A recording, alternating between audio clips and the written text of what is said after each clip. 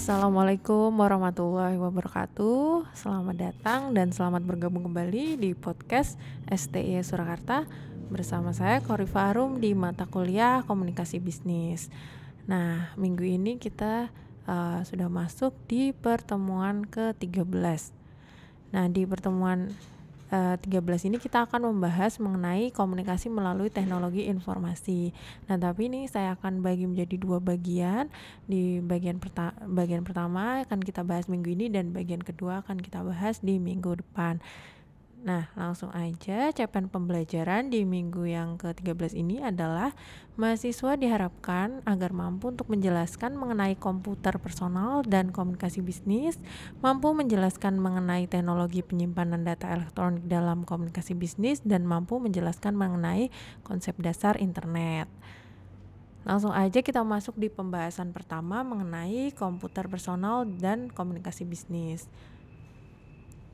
Jadi di masa yang modern saat ini kita sudah banyak mengenal mengenai komputer, dan sebenarnya apa sih pentingnya komputer ini di dalam kehidupan kita? Nah, yang pertama itu berbagai bentuk transaksi yang terjadi dalam kehidupan bisnis itu tidak dapat terlepas dari keberadaan teknologi komputer sebagai alat bantu untuk pemrosesan transaksi bisnis. Seperti contohnya yang kita lihat di bank seperti itu. Kemudian untuk sebagai sarana untuk melakukan komunikasi dengan pihak lain, misalnya ketika kita mengirimkan pesan atau membuat pesan, atau saat mengirimkan email, itu akan lebih mudah jika kita menggunakan komputer. Kemudian dengan adanya jaringan internet ini kita bisa memanfaatkan komputer untuk kepentingan termasuk sebagai sarana hiburan gitu. Dengan komputer kan kita bisa misalnya menonton film atau melihat YouTube dan sebagainya. Nah, kemudian ini ada komponen dasar komputer. Nah, komputer itu dibagi menjadi dua komponen. Yang pertama ada hardware dan software. Kalau hardware, seperti yang kita tahu, itu terdiri dari yang pertama Central Processing Unit atau CPU. Jadi CPU ini disebut juga dengan otak dari komputer itu sendiri karena dia mengeksekusi perintah dari perangkat komputer. Kemudian kalau keyboard, seperti yang kita tahu bahwa dengan keyboard kita bisa menginput data-data seperti huruf, angka ataupun simbol. Kemudian monitor ini yang akan menampilkan output data kita secara grafis gitu. Nah, kemudian ada komponen software. Nah, ada apa aja sih? Yang pertama ada software untuk mengolah data. Contohnya apa? Contoh software pengolah data itu ada seperti Microsoft Word, Microsoft Excel, Foxbase Plus, dan lain sebagainya. Kemudian ada software untuk presentasi data. Ini ada CorelDRAW untuk membantu kita membuat slide presentasi. Kemudian Microsoft PowerPoint, ini juga untuk membantu kita membuat slide presentasi. Kemudian Lotus Freelance Plus, dan lain sebagainya. Nah, kemudian ada juga software untuk membagi data seperti Netscape Navigator, Eudora Pro, Adobe Land, dan sebagainya.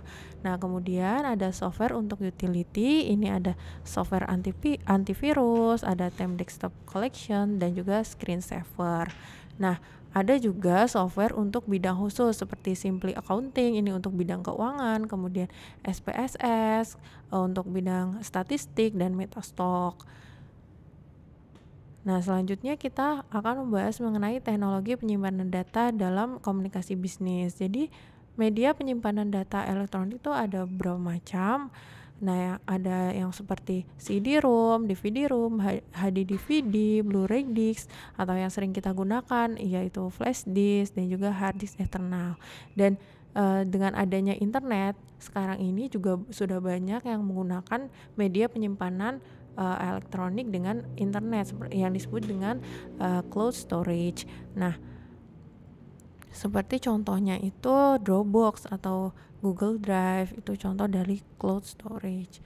Kemudian apa sih manfaat dari media penyimpanan data elektronik itu?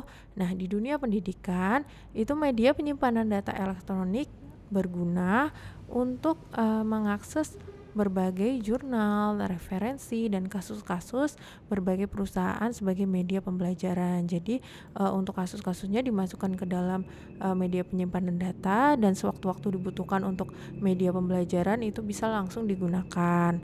Seperti itu.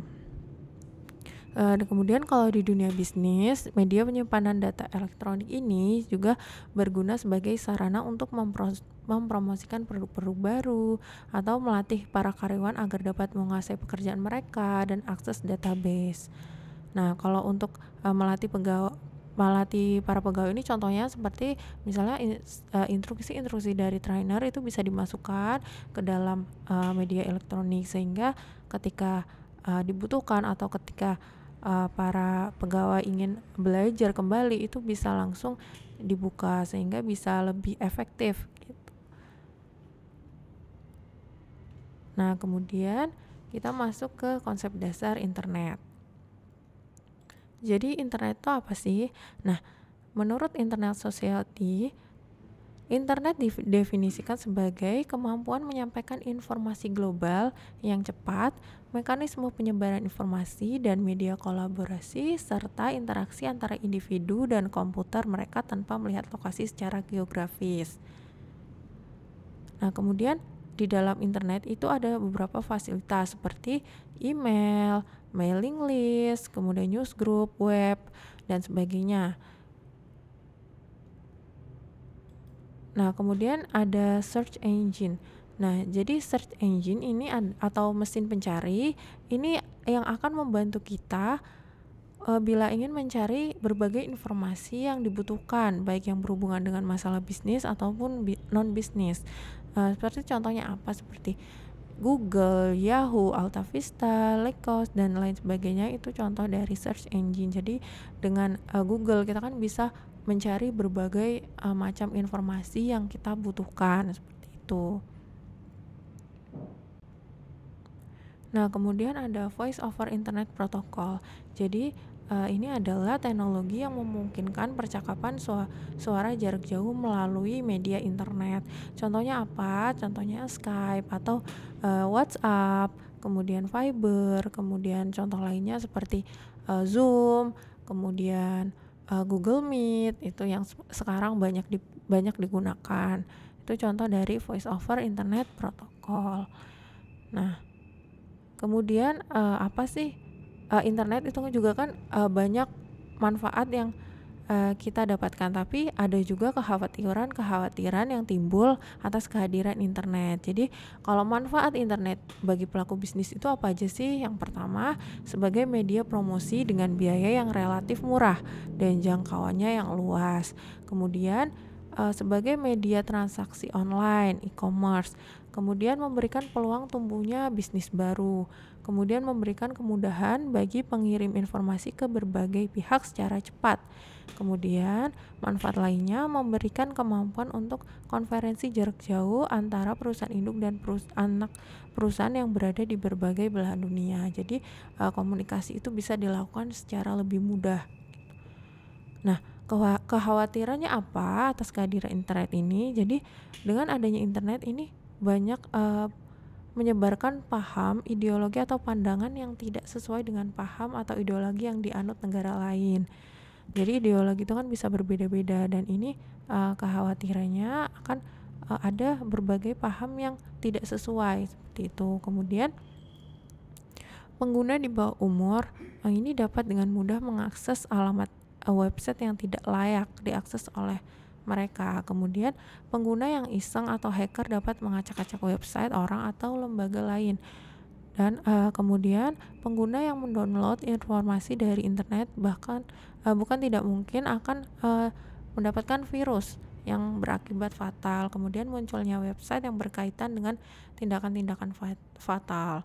Oleh karena itu kita juga harus sangat berhati-hati dengan kehadiran internet ini.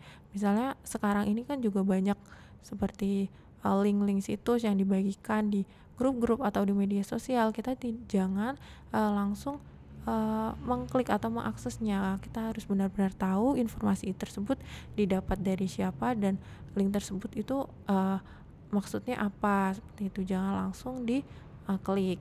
Kemudian juga kita harus hati-hati dalam menyebarkan informasi pribadi kita di media sosial, seperti itu.